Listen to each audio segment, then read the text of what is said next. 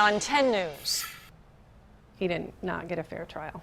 It's a murder that shook the country. San Diego native Scott Peterson on death row for killing his wife Lacey and their unborn son.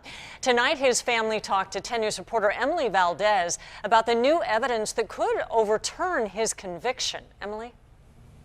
Yeah, Kim, I'm live here at Torrey Pines Golf Course, and if you recall, this is where Scott Peterson was arrested in 2003.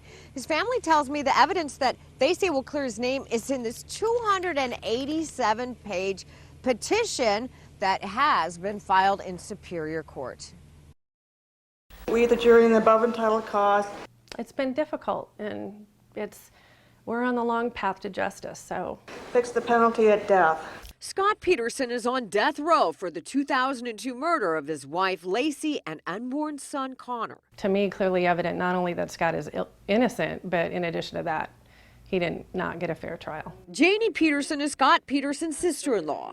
Scott Peterson filed this 287-page petition asking a judge to overturn his murder conviction based on evidence the jury did not hear. In Scott's case, you're looking at things like the multiple witnesses who saw Lacey walking her dog that morning, which occurred after Scott left for the day. Mark Garagos, Scott Peterson's attorney, never called those witnesses to testify. They have Lacey walking in a consistent circle around her neighborhood in the same direction. And unfortunately, the police did very little, if anything, to follow up on those sightings. The petition says Scott Peterson had ineffective counsel. There were things that Mark Garagos could have done better. Then there's the juror. One of the jurors evidently lied on her jury application. She said she'd never been involved in a lawsuit. She said she'd never testified as a witness. Both those things are not true. So, who killed Lacey and Connor?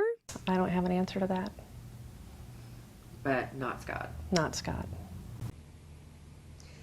And I reached out to Lacey's mother, left a message. I have not heard back. So there is a lot more in this document. You can see how thick it is. If you want to read it for yourself, or if you want to check out a 11-minute video that Scott Peterson's family put together that they say details his movements in the 24 hours up to when Lacey was reported missing, go to our website at 10news.com, and we've got a link to all this right here. I'm live at Torrey Pines. Emily Valdez, 10 News.